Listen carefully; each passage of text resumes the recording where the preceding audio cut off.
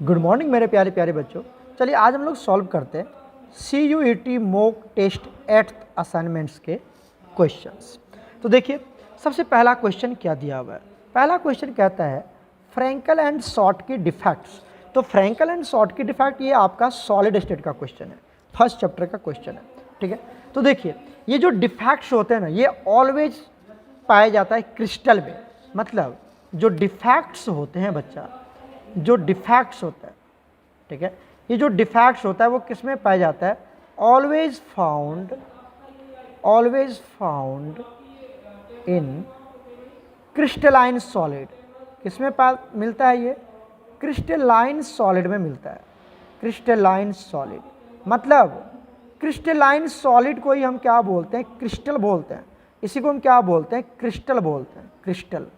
तो क्रिस्टल मतलब crystalline solid की बात हो रही है। अच्छा, सॉलिड जो होता है ना वो दो तरह के होते हैं। अगर आप ध्यान से देखोगे तो सॉलिड कितने तरह के होते हैं? दो तरह के होते हैं। यहाँ पर सॉलिड दो तरह के होते हैं। एक होता है एमॉर्फस सॉलिड, दूसरा होता है क्रिस्टलाइन सॉलिड। एक होता है, लिख लेते हैं, क्रिस्टलाइन सॉलिड, ठीक है, जिसको हम लोग ट्रू सॉलिड बोलते हैं। क्या बोलते हैं यहाँ पर? ट्रू सॉलिड बोलते हैं। ये सच का सॉलिड होता है, सही में यही एक सॉलिड होता है, जिसको हम क्या बोलते हैं? क्रिस्टलाइन सॉलिड या ट्रू सॉलिड बोलते हैं, राइट। और दूसरा होता है एमॉर्फस सॉलिड, एमॉर्फस सॉलिड, ठीक है ना। इसको हम लोग फॉल्स सॉलिड भी बोलते हैं। फॉल्स सॉलिड मतलब ये देखने में तो सॉलिड होता है बट रियल में सॉलिड नहीं होता है। देखने में लगेगा आपको सॉलिड बट रियल का सॉलिड नहीं होता है। जैसे आप एग्जांपल में क्या ले सकते हैं यहाँ पर? जैसे हम यहाँ पर फॉल्स सॉलिड, एमॉर्फस सॉलिड का एग्जांपल क्या ले सकते हैं? प्लास्टिक, प्लास्टिक्स, ठीक है, ग्लास, कोलतार, ठीक है ना। तो ये सब फॉल्स सॉलिड में आता है। और क्रिस्टलाइन सॉलिड में क्या ले सकते हैं? जैसे आयरन ले लिया, कॉपर, जिंक, ये सब ट्रू सॉलिड होते हैं, ठीक है ना। चलो तो यहाँ पे देखो ये जो डिफेक्ट्स होते हैं, मतलब एटम कहीं से निकल जाना, कोई भी तरह से वैकेंसी क्रिएट हो जाना, उसको हम लोग क्या बोलते हैं? डिफेक्ट। और ये डिफेक्ट हमेशा किस में मिलता है? क्रिस्टलाइन सॉलिड में मिलेगा। क्रिस्टलाइन सॉलिड मतलब क्रिस्टल में मिलेंगे। तो यहाँ पर एग्जाम्पल देखिए क्या दिया हुआ है ऑप्शन में, न्यूक्लियस डिफेक्ट। ये तो होना ही होना नहीं, ये तो होगा ही नहीं। मतलब न्यूक्लियस मतलब आप जानते हैं कि कोई भी एटम होता है और इसके पास क्या होता है? एक हमारे पास न्यूक्लियस होता है, ये न्यूक्लियस है। तो क्या ये न्यूक्लियस में डिफेक्ट होंगे? क्या यहाँ पर डिफेक्ट, यहाँ पर डिफेक्ट पाया जाएगा? बिल्कुल नहीं, इसकी बात ही नहीं होती है। Non crystal defects, non crystal मतलब आप समझ जाइए एमॉर्फस सॉलिड की बात हो रही है। जैसे प्लास्टिक हो गया, ग्लास हो गया, कोलतार हो गया, वहाँ पर ये डिफेक्ट होते हैं क्या? बिल्कुल नहीं होता है यहाँ पे डिफेक्ट। तो सही ऑप्शन क्या हो जाएगा यहाँ पर बच्चा? जल्दी बताओ। क्रिस्टल डिफेक्ट है, ये क्रिस्टल में पाया जाता है। और क्रिस्टल में समझ रहे हो ना कौन कौन सा क्रिस्टल होता है? जैसे ये क्रिस्टल आपको मिलेगा जिंक ZnCl2 या जिंक सल्फाइड, या आपको NaCl में मिलेगा, ठीक है, या आपको किस में मिलेगा? CsCl में मिलेगा। इस सब में ये डिफेक्ट्स पाया जाता है। तो ये सब आपके क्रिस्टलाइन सॉलिड है। ये सब क्या है? आपके क्रिस्टलाइन सॉलिड है। समझ में आ गया ना बात? क्रिस्टलाइन सॉलिड है, तो इसमें ये डिफेक्ट पाया जाता है। क्लियर? तो option C is absolutely correct. चलते हैं नेक्स्ट क्वेश्चन पर। नेक्स्ट क्वेश्चन देखिए, बॉडी सेंटर्ड क्यूबिक लैटिस का कोऑर्डिनेशन नंबर क्या होता है? कोऑर्डिनेशन नंबर किसको बोलते हैं? कोऑर्डिनेशन नंबर बोलते हैं, देखो जैसे मान लो हमारे पास एक एलिमेंट है, सॉरी एक एटम है, ये ब्लैक वाला एटम। तो इस एटम को कितने सराउंडिंग एटम इसको टच कर रहा है? कितना सराउंडिंग एटम इसको टच कर रहा है, उसी को हम क्या बोलते हैं? कोऑर्डिनेशन नंबर बोलते हैं। तो अभी देख लो यहाँ पर कितने एटम इसको टच कर रहा है, कितना एटम टच कर रहा है इसको। अगर मान ले तो यहाँ पे 4 एटम टच कर रहा है। तो एक ब्लैक एटम के रेस्पेक्ट में अगर कोऑर्डिनेशन नंबर निकाला जाए तो कितना हो जाएगा? कोऑर्डिनेशन नंबर कितना हो जाएगा? 4। क्यों? क्योंकि इस ब्लैक एटम को 4 सराउंडिंग एटम्स को टच कर रहा है। कितना एटम टच कर रहा है, दैट इज कोऑर्डिनेशन नंबर। तो यहाँ पर BCC का केस आता है। तो आप समझिए यहाँ पर एक आता है हमारे पास जो लैटिस होते हैं ना, जो आपका क्या होते हैं, उसको क्या बोलते हैं हम लोग? सेल। क्या बोलते हैं उसको? Cell, unit cell. क्या बोलते हैं? यूनिट सेल, ठीक है। तो ये यूनिट सेल हमारे पास कितने तरह के होते हैं? 3 तरह के होते हैं। आपको ये पढ़ाया गया था। कितने तरह के होते हैं? 3 तरह के होते हैं। तो ध्यान से देखिए, तो 3 तरह के हो गए। पहला हो गया SCC, simple cubic unit cell. दूसरा होता है BCC, तीसरा होता है FCC। ये तो मैंने आपको बोला भी था कि याद कर जाना बच्चा, यहाँ पे बहुत बार ये क्वेश्चन आपको देखने को मिलेगा। इस केस में समझिए, अगर हम बात कर लेते हैं कोऑर्डिनेशन नंबर की, किसकी बात कर लेते हैं, कोऑर्डिनेशन नंबर।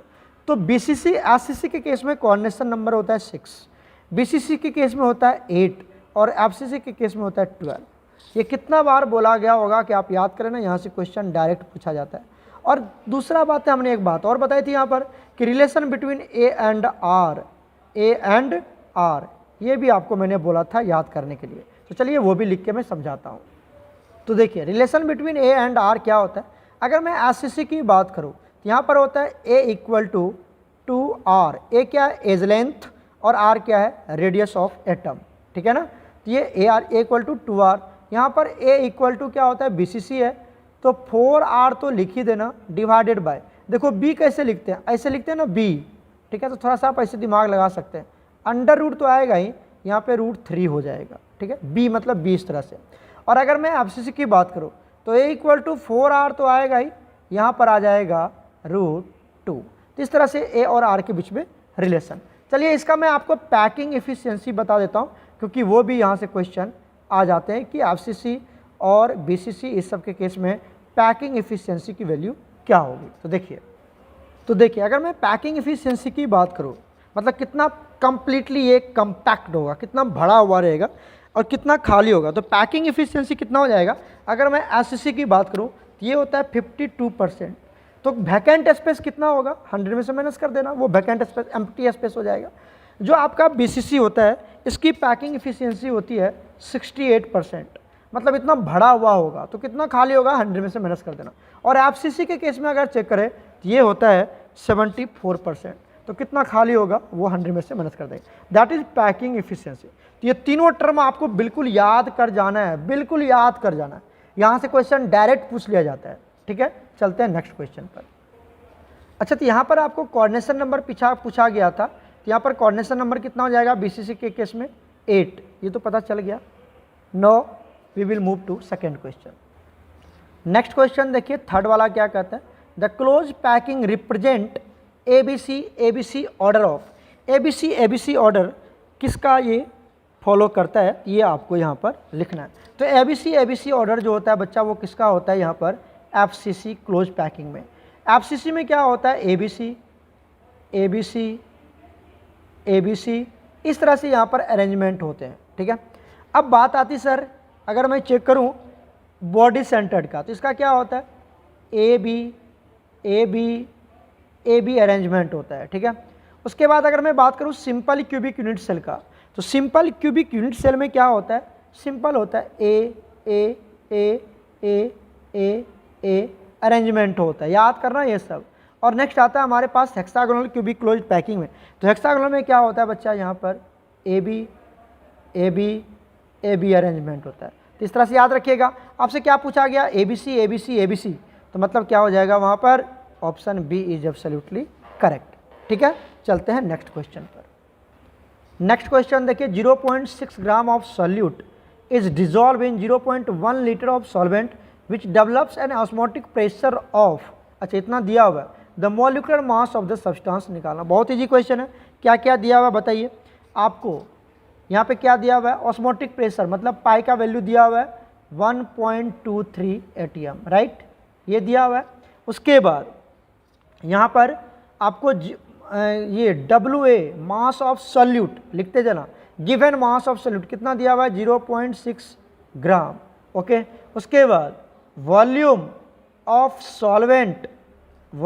सॉल्वेंट है ना, ये कितना दिया हुआ है 0.1 लीटर, ये दिया हुआ है। यहाँ पे पूछ रहा है, अच्छा टेम्परेचर कितना दिया हुआ है, टेम्परेचर ये कितना दिया हुआ है 27 degree Celsius, 27 degree Celsius kelvin में कन्वर्ट कर लो, 300 केल्विन हो जाएगा, राइट। अब यहाँ से हम एक फॉर्मूला जानते हैं, उस पर फिट कर देते हैं, आराम से निकल जाएगा। Pi equal to CRT।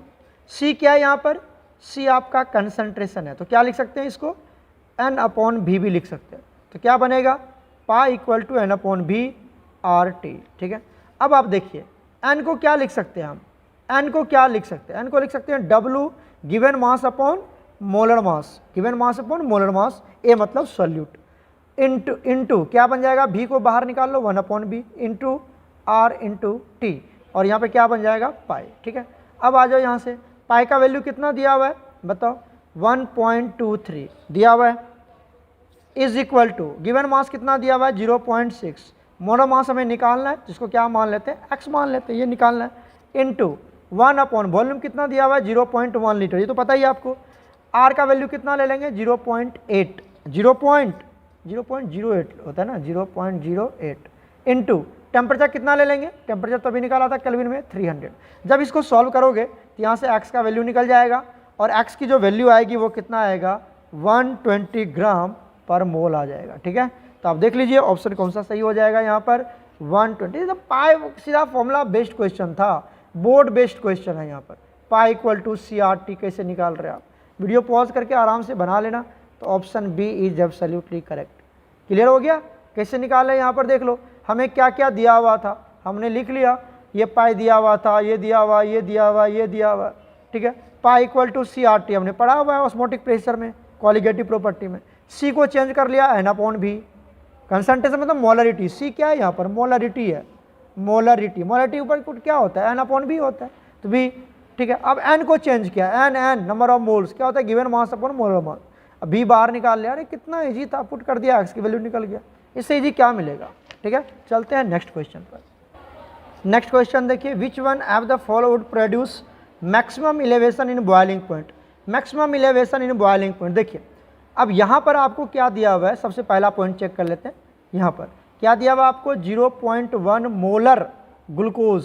तो ग्लूकोज क्या है बच्चा, ग्लूकोज क्या है आपका नॉन इलेक्ट्रोलाइट्स है।